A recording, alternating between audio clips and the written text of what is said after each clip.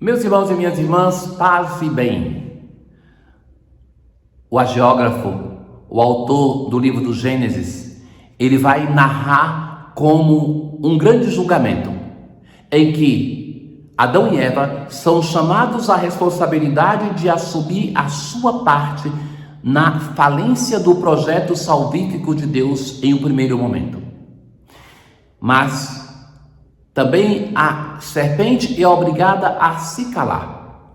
Mas, sobretudo, o texto de hoje tem uma reafirmação da misericórdia incessante de Deus, que cada vez na história da salvação que o homem não é capaz ou não quer cumprir a sua parte no acordo da aliança e peca gravemente, como hoje o modelo de todo o pecado, Deus reafirma a sua misericórdia.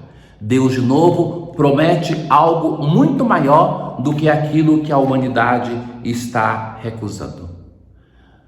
Já no Evangelho de hoje, nós nos encontramos com Jesus, cheio de compaixão e misericórdia, que dizia para a cananeia que não queria tirar os pães dos filhos para dar aos cães, agora ele o dá livremente. E a narração de Marcos é uma narração que tem como intenção anunciar a Eucaristia.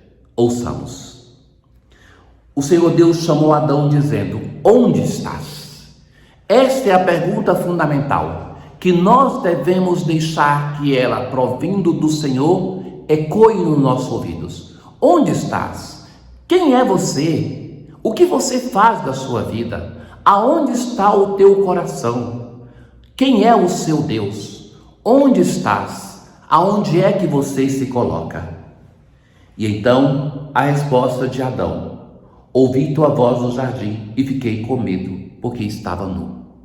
A relação com Deus muda, percebam. O pecado faz com que agora não é mais uma relação de amizade, que podia nu estar à vontade diante de Deus, mas produz medo.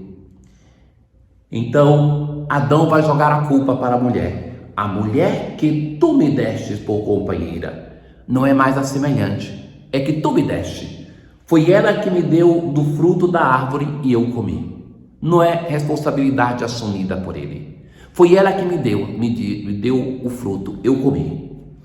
E então agora uma pergunta semelhante para a mulher: por que fizeste isso? Ao homem Adão: onde estás? Por que fizestes isso? O que você está fazendo da tua existência? Por que você fez este gesto? E agora ela fala: a serpente enganou-me e eu comi. Vejam que Adão não assume a responsabilidade, joga para a mulher. Adão não assume, joga para a serpente. Com a serpente Deus não dialoga. É um clássico dos ritos de exorcismo não estabelecer diálogo com o tentador por causa dessa cena. Por que fizeste isso? Serás maldita entre todos os animais domésticos e todos os animais selvagens. E agora vem a promessa: porém inimizade entre ti e a mulher, entre a tua descendência e a dela. Ela te ferirá a cabeça e tu lhe ferirás o calcanhar. Ela quem? A mulher ou a descendência? Para nós cristãos, este é o anúncio do Salvador, é o proto-evangelho, o primeiro anúncio da Boa Nova. É o anúncio da mulher, a Virgem Maria, a Imaculada, que vai pisar na cabeça do tentador, porque não somente vai ser perdoada do pecado, mas vai ser concebida sem pecado. E agora Deus fala com a mulher, depois com o homem, depois com a serpente. Para a mulher, a promessa de que ela vai ter dor no parto. Com o sofrimento, o homem vai tirar do seu alimento todos os dias da terra. Comerás o pão com o suor do teu rosto. És pó, e ao pó hás de voltar.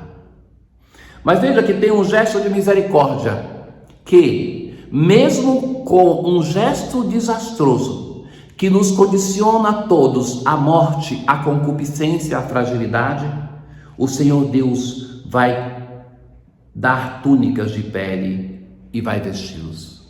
Ter esse gesto de ternura, de proteção, Não vai abandoná-los à vergonha da nudez, mas vai ser misericordioso.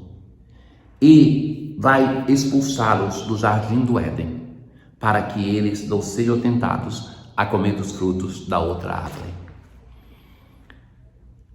Ao ser expulso, esse gesto na Basílica de São Francisco é representado com um gesto muito bonito, em que o anjo vai indicando a via.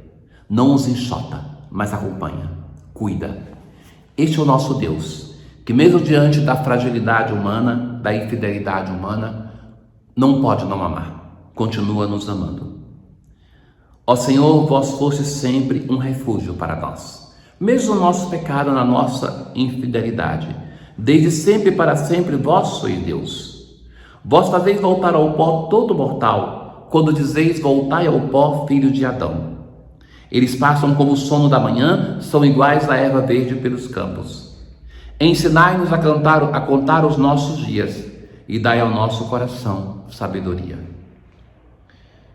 O homem não vive somente de pão, mas de toda palavra da boca de Deus. No Evangelho de hoje, como eu lhes dizia, depois daquela resposta áspera, Jesus abre o coração. E aqui tem uma segunda narração de uma multiplicação de pão dentro do Evangelho de São Marcos. A primeira era na Terra Santa. Agora Jesus está em meio a uma grande multidão, no meio do deserto. E essa multidão não tinha o que comer. Jesus vai dizer assim: tenham compaixão dessa multidão, porque já faz 3 dias que está aqui comigo e não tem nada para comer. Então, 3 dias de deserto. Era uma multidão sedenta e estava com o Senhor. Se eu os mandar para casa sem comer, vão desmaiar pelo caminho, porque muitos deles vieram de longe. Muitos poderiam pensar como os apóstolos, que é o problema deles, porque vieram. Pensassem nas consequências, então voltassem mais cedo para casa. Mas Jesus se preocupa, Jesus tem compaixão, tem misericórdia. Os discípulos vão logo pensar e vão dizer: como poderia alguém saciá-los de pão aqui no deserto? É sempre a nossa tendência humana. Não é problema nosso, é problema deles. Eles que se virem. Como podemos fazer alguma coisa? Então Jesus perguntou: quantos pães tendes? Vejam que nem depois do primeiro milagre os apóstolos não aprendem. Continuam transferindo o problema do sofrimento do outro para a própria pessoa. Quando nós somos colocados na vida do irmão que sofre, para que nós sejamos instrumento da misericórdia de Deus. Ora, Jesus pergunta quantos pães, e aqui tem 7 pães, alguns peixinhos. Jesus manda que todos se sentem, porque assim comiam os senhores, não os escravos. E vejam só, nesta narração se diz: depois pegou os 7 pães e deu graças. Esta expressão deu graças é Eucaristia. Era o modo como a Eucaristia era chamada nas comunidades provenientes do paganismo. Marcos está dizendo que aqui está o modelo da Eucaristia. Ele acena ao fato de que as comunidades cristãs provenientes do paganismo celebravam a Eucaristia. Parte, dá aos discípulos para que distribuam. Eles têm alguns peixes, Jesus também o abençoa para que distribuam. Ali eles tinham 7 pães e vão, depois que todos comem, ainda sobra 7 peixes, 7 cestos. Eram 4.000, mais ou menos. E Jesus os despediu. Subindo logo na barca com seus discípulos, Jesus foi para a região de Dalmanuta. Ora, o Senhor tem misericórdia e o Senhor reconhece que aqueles também são os seus discípulos.